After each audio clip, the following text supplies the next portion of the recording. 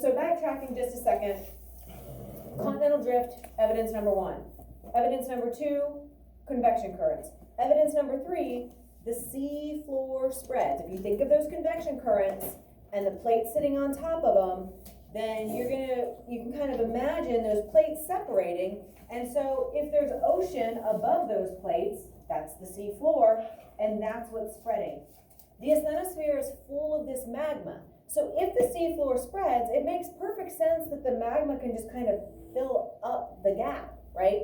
And so we know that the ocean floor is very cold. And so when the ocean floor is so cold, it will quickly cool that hot magma, and that becomes new ocean crust. And so that's kind of what Harry Hess and Robert Dietz discovered. And so what happens is we've got all of these, a bunch of things happening actually. So if you look here, this is called a mid-ocean ridge, and you have the continents are shown in yellow, okay? And so if this is on top of the asthenosphere that is spreading apart through those convection currents, you can kind of see that here, right? It's pulling it apart here, pulling it apart here. Well, then the youngest crust is going to be right in the middle. And it all got put there at the same time, because if you have a crack and the magma's filling it in, that's all going to be the same age, right? The same type of magma, it's all filling in at the same point in time. And this is a very slow process. It's not like happening every day, like, oh, you get a big chunk and it fills in. Like, this is super slow, right? And so you get these bands where this is the same age, and now it's spread apart, and now this is the youngest. Now this is what used to be here, and now it's here, and now it's out here. So it keeps getting pulled farther and farther, the farther you get from the ridge, right? The older the material, right? So the youngest is in the middle, which makes sense, because if that's where the magma is coming up, that's where you're getting that new material that can then cool and then harden and then become the new ocean floor, okay? So what happens is that, and we'll talk, sometimes you know how we have to kind of bring a topic up before we get to it in the notes. There are these things called divergent boundaries. Divergent means to divide or spread apart. And so this is happening at lots of these divergent boundaries all over the world. One major one goes all the way from basically like the tip of South America all the way up to the northern part of North America. It is called the Mid-Atlantic Ridge, okay? And so what happens is sometimes when this is pulling apart, you get kind of an accumulation of magma at the center. And it almost makes like an underwater mountain range. Not because plates are coming together, but because they're pulling apart and that magma comes up. So I have kind of a gross example for you. If you've ever, this is in my son's bathroom, so not mine. In his, like, he's the only one that uses it, and there he has this toothpaste, and I went up there one day, and I was like, oh my gosh, if you've ever seen a toothpaste, like where, like it's squeezed a little bit, and then like they just take a little, and so it kind of dries and hardens, and then a little bit more toothpaste comes out, and they get that, and then that dries and hardens, and you get like this big chunky, have you ever seen that on the end of toothpaste before? How do you have that in your house? Because my son's gross. He's a psychopath. He's the only one that uses it, so I'm like, whatever. Doesn't put the lid back on. So like, if you don't ever wipe it off or put the lid back on the toothpaste, like this will happen, right? And yeah, he usually keeps it like hidden in a drawer, and he left it out one day, and I was just like, oh my gosh, like you're an animal, like gross. But it made me think of this, because if it's kind of like, toothpaste is kind of thick, right? It's not liquid, but it's not solid all the way either, right? So it's kind of like that magma. So like, as the toothpaste is coming up, if it stays there, it's gonna dry and harden. Well, then a little bit more toothpaste squeezes out, and like you can take that softer part, but then a little bit more is gonna stick to it, and you would get this big clump of like congealed, dried toothpaste at the top. Well, if you think about that happening all the way along this ridge, where that magma's coming up and it cools and kind of hardens, but then more squeezes up, right? And so you're gonna kind of get where they form this underwater mountain range that they call a ridge, okay? And so they have, this is a very special one, the Mid-Atlantic Ridge. Like I said, it runs almost 10,000 miles from south to north through the middle of the Atlantic Ocean, where that plate boundary is dividing and that magma is coming up, and then it kind of cools and hardens and gets just kind of chunky. and then like more kind of sticks to it as it spreads a little bit more. So it's this just gigantic underwater mountain range. Okay, and I think this is the one you're picking up with, right? We need to fill in 15. Okay, so a key with this idea is that at a mid-Atlantic ridge or the mid-ocean ridge, the youngest material is going to be right at the center. It's going to be right where that magma is coming up. And that makes sense if you think about it logically. So here's our convection currents that are moving the magma, and it's moving, pulling the plates away, and you get that ridge forming, and that's where the youngest is going to be. So I would also kind of by default realize that these are about the same age, these are about the same age, this is about the same age. So equal spacing on either side of that is going to be about the same age material. Okay. Older crust is going to be found farther down the ridge, closer to, you know, the edge of the plate. And they've been able to take samples and actually determine the ages, and that matches up. The youngest is the closest to the ridge. The oldest is farthest, you know, moving kind of equally. Youngest, and then equal age, equal age, equal age, getting older and older and older the farther away you go. So again, don't try to memorize all this stuff, because we're going to talk about a lot of things like this unit. Just kind of think about it logically. Think about how it kind of common sense all fits together. And then it makes it easier. And so there's igneous rock that forms. Face it, what kind of rock is igneous rock from? What's it from, Braden? Magma. Magma, right? It's that volcano rock, right? So any type of magma or magma that reaches the surface, which is lava, is igneous rock when it cools. So we know it came from magma, okay? And then we also know that in this igneous rock, there are these little magnetic particles or parts of that rock, okay?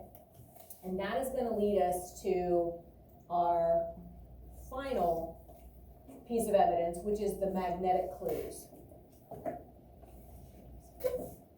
Okay? And so along these mid-ocean ridges, there's patterns of magnetic minerals within that cooled, hardened igneous rock. And they are going to run parallel to the ridge at that divergent or that dividing plate boundary. So this picture shows this. So this is the center of the ridge. The magma's coming up here. As the plates pull apart, it leaves a gap and that magma can fill it. This is all the same age. And then you see this little strip. This would be like the little magnetic particles in that still not totally solid magma, polarized or like all pointing the same direction, right? So like pointing all north, or they're all pointing south. And then where it's a different color, it switches. And now it's pointing the opposite direction. Switches again, switches again. So every time you see that color from black to white, there's black and white here, it could be whatever colors you want, but it's showing those magnetized minerals switching their polarity. So if you remember in that one Bill Nye where they had, or maybe it wasn't a Bill Nye, it was just one of our videos where they had like all the domains pointed one way, and they took that magnet and they ran it across it, and you could see them all go right, and they all flipped.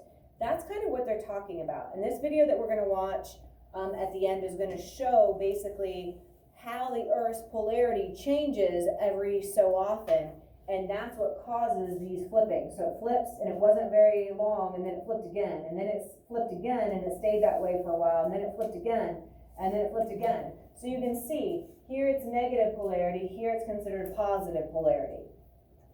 Okay? And really that's all I need you to know about that. I don't want it to be something that totally confuses you. Just understand that within Earth's natural kind of history, the polarity will randomly flip. And that is locked in because you've got that magma that is not turned into rock yet. And so those minerals can move, right? They can align. And so they're all pointing north. And then if the polarity flips, then they switch and they all start pointing south. But as soon as that hardens, then they're locked in that direction. So here they're already locked in. All right, but at the ridge where they're still soft enough, they can move. So if the polarity switches, you'll see that in that rock history. Okay, and you can see that they're definitely mirror images of each other, right? you can see exactly what you have on this side, you have on this side. And again, the only way that you would have that exact mirror image is if they were actually formed at the same time and then kind of got separated, which is exactly what's happened. Okay. And so these magnetic clues, this is actually called paleomagnetism, which is the study of magnetic records. We can see that these minerals, they lock in the record of what the direction was of the magnetic field that they were formed in. Because the magma was still soft and cooling, the magnetic minerals were able to move. As soon as that material hardens all the way, they're locked in. They can't move at that point, right? They're part of the rock. But when they're in that thick goo of the magma, if the magnetic polarity changed, then the minerals could realign and point that way. Right?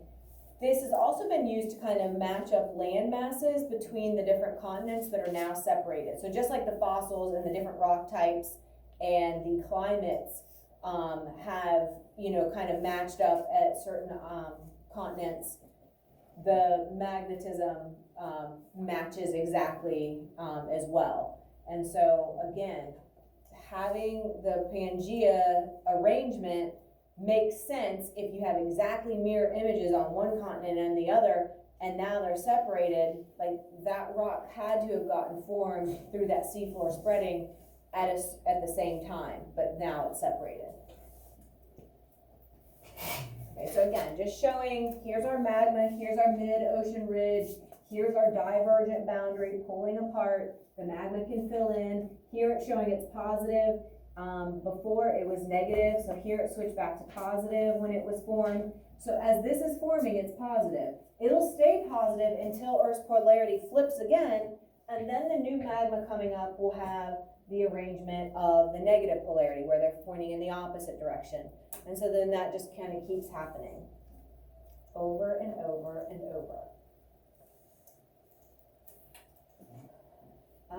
Okay, and so for example, the orientation of the magnetic minerals along the eastern coast of South America really closely matched what's on Africa. So kind of like the same thing as with the Minosaurus, okay? And there's also some rocks in Alaska that had the same magnetic mineral orientation, where they had to have been laid down near the equator. So we know, obviously, that Alaska is not near the equator now, but there is a band of rock that has that same arrangement as the rock that is now in the equator. Okay? And so the only way that you can get that exact matching is that to realize that they must have shifted over the last centuries or so. Okay, you good? Was it good? Okay, I'll take okay. All right, have a good weekend.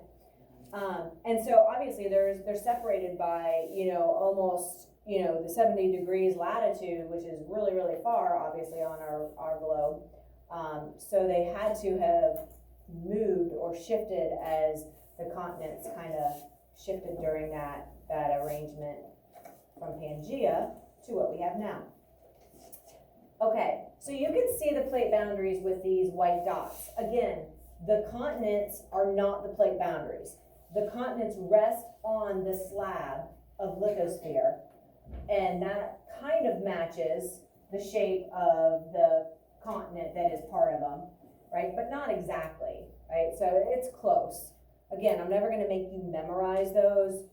You can always just look up, but it's kind of nice to see those visuals. And we'll come back to this when we get to our plate boundaries, but again, you can see here South America. The African plate looks a lot like the shape of Africa.